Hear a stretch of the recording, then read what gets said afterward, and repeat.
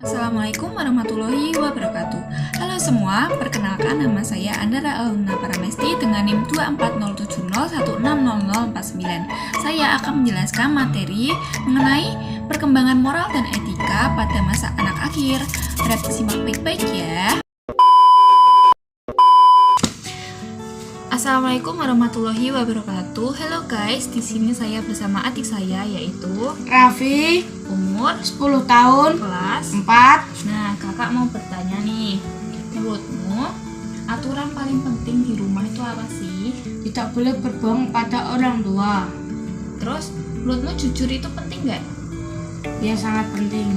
Terus, misal nih, kalau kamu membuat kesalahan, apa yang kamu lakukan?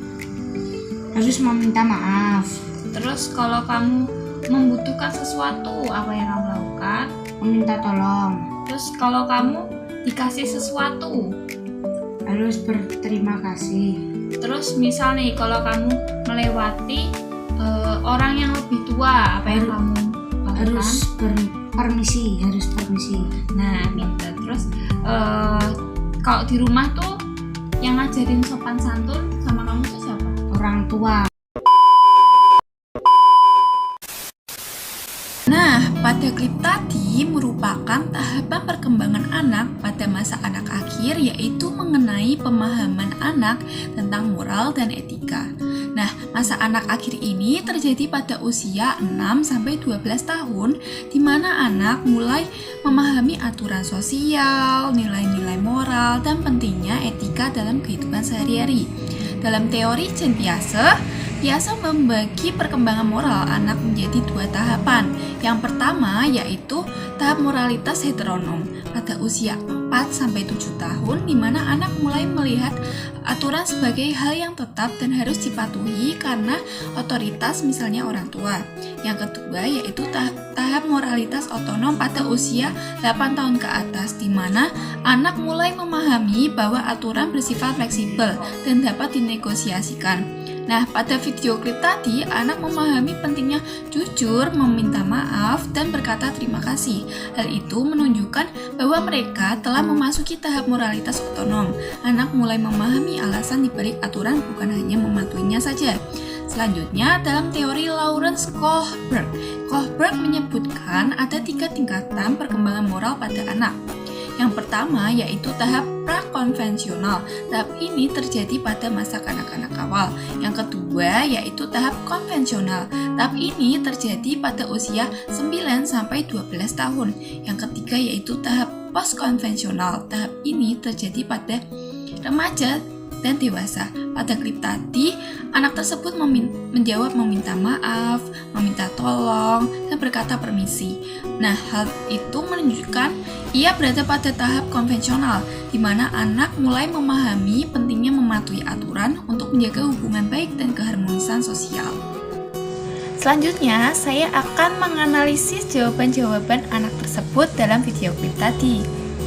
Nah, anak tersebut menyebutkan bahwa aturan penting di rumah adalah tidak boleh berbohong dan harus berkata jujur kepada orang tua.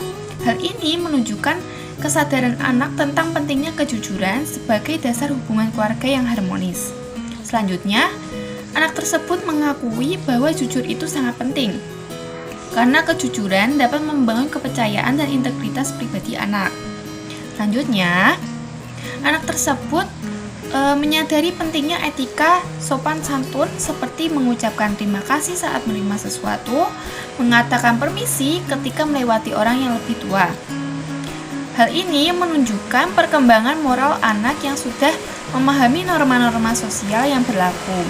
Selanjutnya, anak tersebut mengungkapkan bahwa orang tua adalah figur utama yang mengajarkan sopan santun di rumah. Hal ini menegaskan pentingnya peran keluarga dalam memberikan teladan dan mendidik anak mengenai nilai-nilai moral. Nah, pada tahap perkembangan moral dan etika anak, peran orang tua sangat penting dalam mendidik dan membimbing anak agar memahami serta menerapkan nilai-nilai moral dan etika dalam kehidupan sehari-hari. Contohnya, yang pertama, anak belajar banyak dari observasi orang tua yang menunjukkan perilaku etis seperti kejujuran, empati, dan rasa tanggung jawab menjadi model yang diikuti anak. Yang kedua, orang tua memberikan contoh tindakan empati. seperti membantu tetangga atau berbagi dengan mereka yang membutuhkan. Yang ketiga, orang tua dapat memberi pujian atas perilaku baik dan memberikan koreksi yang mendidik atau nasihat ketika mereka melakukan kesalahan. Yang keempat, orang tua dapat mengajarkan tanggung jawab atas pilihan dan tindakan mereka. Yang kelima, orang tua dapat mengajarkan anak berpartisipasi dalam kegiatan sosial, seperti kegiatan amal atau komunitas, membantu mereka memahami nilai kebersamaan dan kontribusi positif pada masyarakat. Yang terakhir, orang tua dapat membuka ruang bagi anak untuk berbicara tentang perasaan, permasalahan yang dialami atau pengalaman mereka tanpa rasa takut hukum. Nah, kesimpulan dari materi yang saya jelaskan tadi yaitu, pertama, pada masa anak akhir, anak mulai memahami dan menerapkan nilai-nilai moral seperti kejujuran, tanggung jawab, dan sopan santun. Yang kedua, orang tua dan lingkungan memiliki peran penting dalam membimbing anak untuk menjadi individu yang beretika dan bermoral. Sekian penjelasan yang dapat saya sampaikan. Terima kasih. Wassalamualaikum warahmatullahi wabarakatuh. Bye-bye.